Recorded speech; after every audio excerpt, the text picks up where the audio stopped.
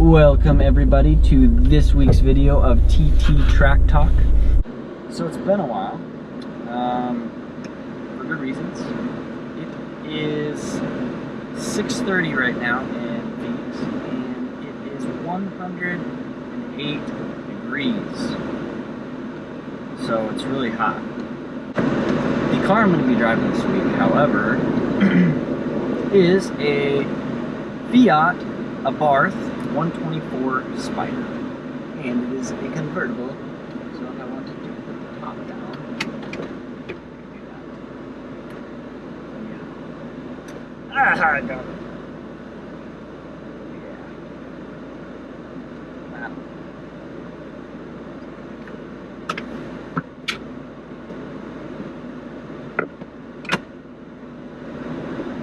That's pretty easy. So the Fiat 124 Spider Abarth has an inline-4 1.4 liter turbocharged engine that produces 164 horsepower and 184 foot-pounds of torque.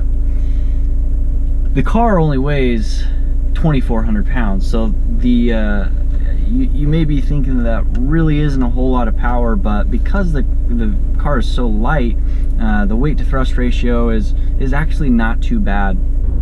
So as far as the performance features on this car goes, upgraded basically just from the base model 124 Spider. Obviously you've got the motor with a little bit more horsepower. You've got an upgraded suspension, a sport suspension, versus the base model, and they've actually got a limited slip differential in this rear-wheel drive car. So there's a couple things that they've done to make it a little bit better as far as performance goes, but there really isn't a whole lot to this car. It's pretty straightforward. It's pretty entry level, nothing too fancy. So there's really not a whole lot to talk about as far as technology that has been put into this car. But I kind of like the approach they've taken to it with not trying to overdo it with technology. So as far as the bang for the buck goes, on paper this is all pretty good. But how about I stop talking and do a little bit of driving on the track. I will be on the same track that I've been driving on up to this point with all the other cars, so we'll have a good reference as to how well the car actually does. So yeah, here we go. It's in sport mode.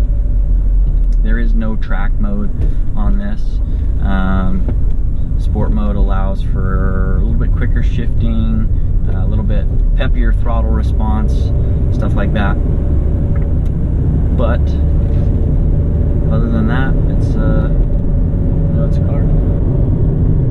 Again, a big shout out to the Bondurant Racing School. One, for letting me use their track every time I'm doing this, and two, for letting me use several of the cars they have in their lineup here for their racing classes, including this 124 Spider.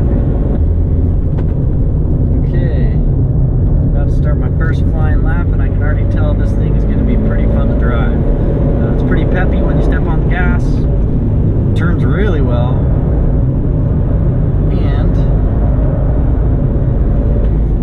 we'll see how it does.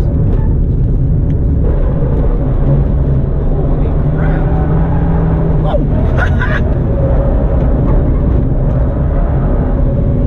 Wow, was not expecting that.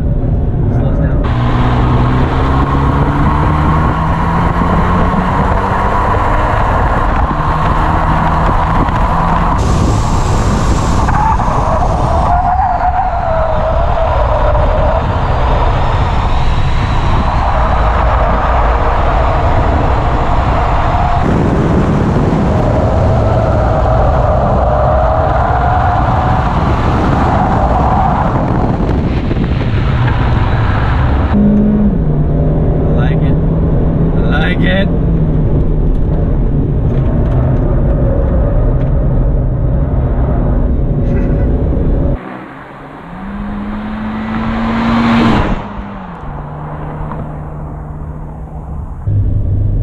So this car's awesome.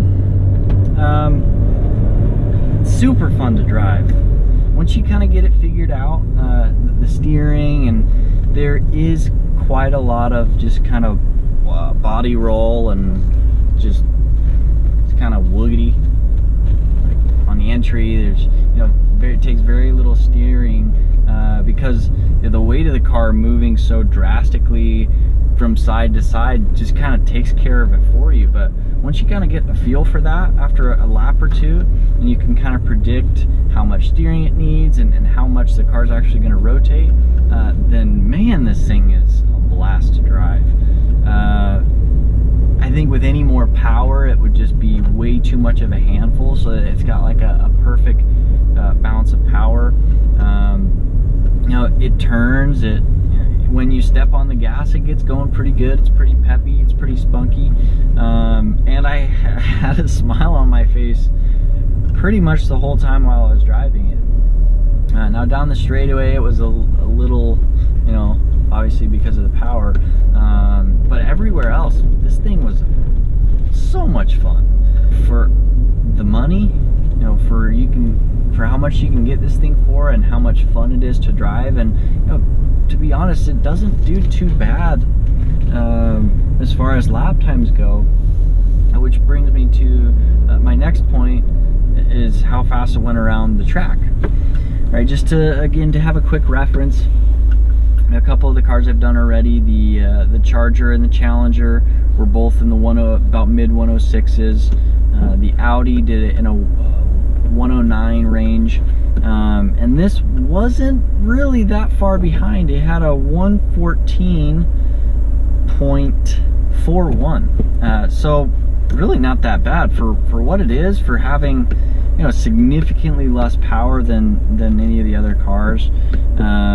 It did pretty well, and I think if you were to go buy one of these and take it straight to the track, it would do just fine, and you'd have a really good time doing it.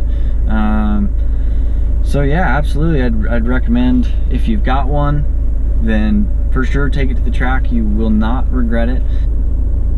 And if you're looking for something that is fairly inexpensive, that you could have some fun with but still drive it every day, then I would recommend this car for sure.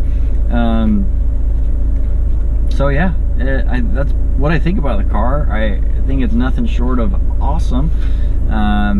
So that's all for this week's video. If you guys have any comments, ideas, cars you want to see me drive on this channel, you know, things you want to see me do on this channel, please don't hesitate to comment below. So hopefully you guys liked it, and we'll see you next time. Bye.